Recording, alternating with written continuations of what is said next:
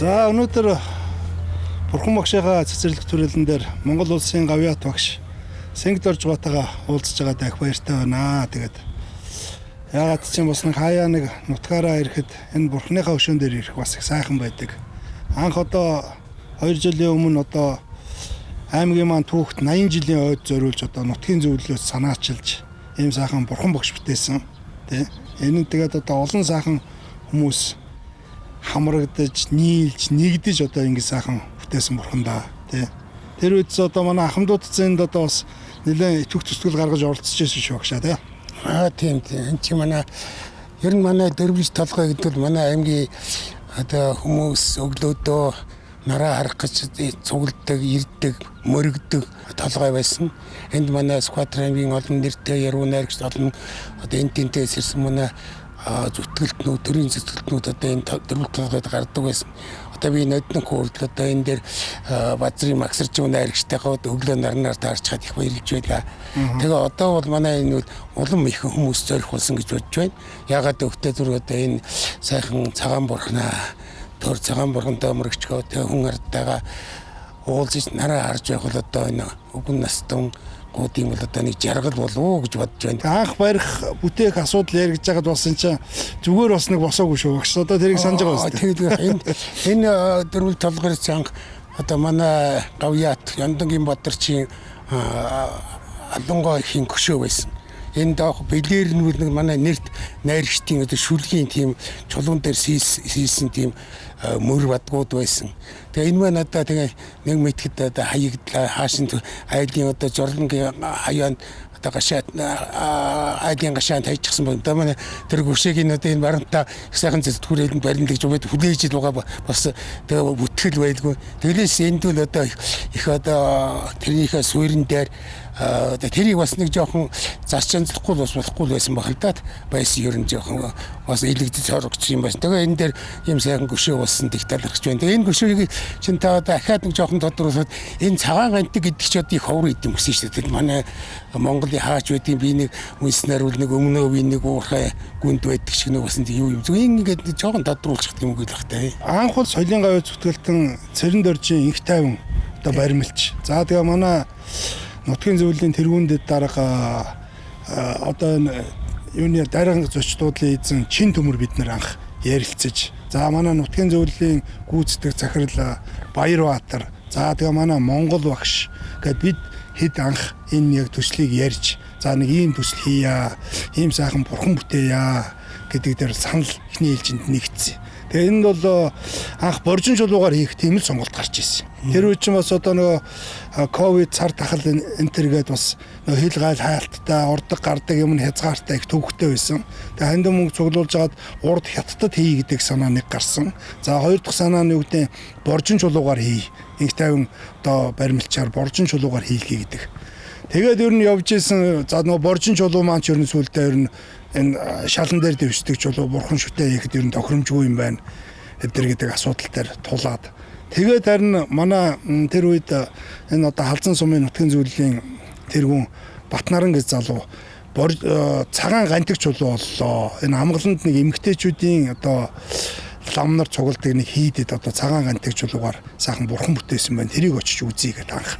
Тэгэж очиж үзсэн. Үнэхээр нэрээ сайхан цагаан гантик одоо яг л энэ чулуу л да. Энэгээр сайхан бурхан бүтээсэн байна. Тэгээд нөгөөх нь хаанаас яаж олов яав юу гэсэн Говьалтай аймгийн Цээл сумаас олборлдог тийм цагаан гантик чулуу гэж. Бас их сонио.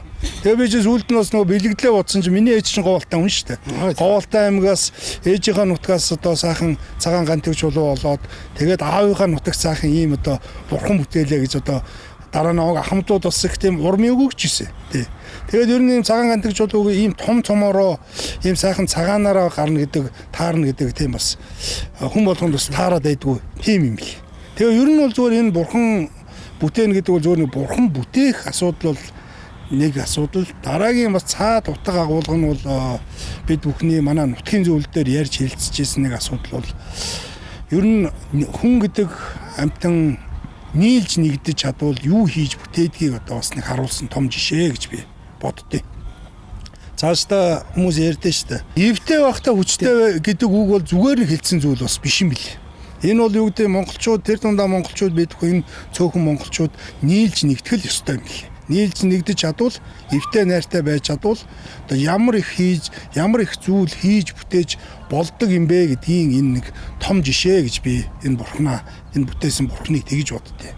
Тэгээ энийг бол юу гэдэг зүгээр нэг ганц нэг хүн би гэж хаяглах ямар ч боломж байхгүй. Энэ бол бид гэсэн том хаягийн дунд явдаг ийм сайхан урлагийн бүтээл, нэг талаараа урлагийн бүтээл, нөгөө талаасаа бол энэ бол одоо сайхан бурхан шүтэн.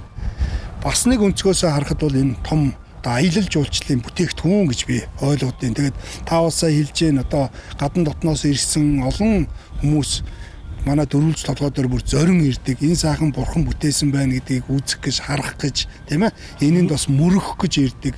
Хамгийн гол зүйл тухайн үед манай монгол багш маань хэлжсэн бурхан бүтээх нэг өөрөө тэргүүнэ хамгийн гол нь дотор нь орох шүншиг бас их чухал гэж ярьж ирсэн. Тэгээд шүн бурханы чинь шүншигэнд одоо манай Монгол улсад байдаг төрийн тахилгатай одоо 12 3 хайрхны газар шорооны дээж одоо манай бурхан алдун за алтан овоо гэл ингээл баруун тийшээгээ байгаа сутаа хайрхан ч гэдэм одоо тэр чинь нийт нэг 13 төрийн тахилгатай хайрхан байгаа. Эдгээрийн газар шорооны дээж орсон. За тэгэл одоо хөвсгөл, онон, хэрлэн за энэ манай нутгаас ганг нуур, хоошоогоо бөөр нуур гэл одоо олон одоо газрын ус аршааны дээж бас орсон. Дээрээс нь оюу толгой, таван толгой, төмөртön орд, төмөрлөгийн үйлдвэр, эрдэнэт гэдэг газруудын одоо эрд соёлын дээжүүд бас орсон. За тэгээ дээрээс нь манай монгол багш маань энэтхэг улсаас одоо сайхан алтан сайхан бурхтууд, за тэгээ далай багшаас илгээсэн одоо сайхан зайнууд энд одоо багтснараа бас их тийм онцлогтой мундаг сайхан бурхан бүтээсэн шүү тэр үед. Тэр үед одоо бас тухайн үед лам нар ярьжсэн ийшээ тийшээ олон газар явахгүй үнэхэрийн сүсгэлж биширч энэнд мөргөж чадвал одоо тэгээд одоо сайхан зам мөрийг маань засах ийм боломжтой байднэр гэж бас ярьжсэн. Тэр одоо санаанд бас их тодхон үлдсэн байна тий. Ахмадууд маань энэгээр бол одоо бас гайгүй сайхан ам сайтай байдаг гэсэн. Тийм шүү дээ. Энэгээр сөглөөдөө нэг дасгал хөдөлгөөнөө хийх гэж ирнэ. Бас энээр хараа харах гэж ирнэ. Тэгээд нүүдгараа өдөгчд хамгийн гол юм чи зохимжтой шүү дээ. Шатуур өгсөд тий. Яг үнэ. Тий. Тэгээд энэ ч одоо манай инколд гэдэг нэг ах одоо хог шороогийн цэвэрлж, хайрлж, хамгаалах үндсэндээ одоо энэ хавийн одоо байгаль хамгаалагчийг хийдэг. Манай би бас энэ дайлманд одоо инколд ахтаа их баярлалтай шүү. Энэ бол нэг талаар бас тийм сайхан аялал жуулчлалын том маршрут болох боломжтой гэж би ойлгодог. Энийг бол бүр одоо юу гэдэг энэ манай Бүсчсэн хөгжлийн бодлогын хүрээнд энэ хил орчмын аялал жуулчлал хөгжөөд энэ түүхэн аялал жуулчлалын маршрут бий болсны ар дээр бол энэ манай бурхан бол одоо энэ аялал жуулчлалын маршрутын нэгэн хэсэг бас болно гэдэгт би бас итгэлтэй байдсан шүү.